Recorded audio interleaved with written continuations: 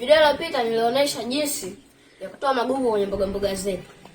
Wakati tunaendelea na hiyo shughuli, tulipata wazo jingine. Kumwomba baba atununulie miche ya strawberry. Alipoenda Morogoro, yaani akafanya kama surprise, akatuletea miche ya strawberry.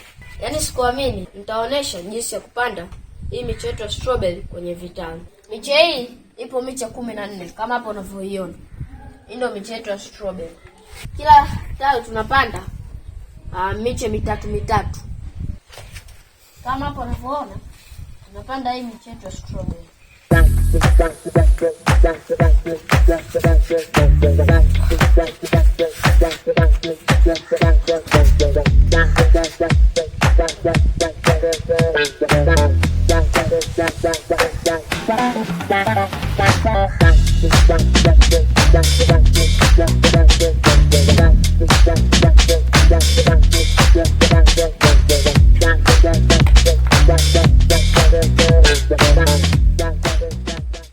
Hizi strawberry ni majaribio.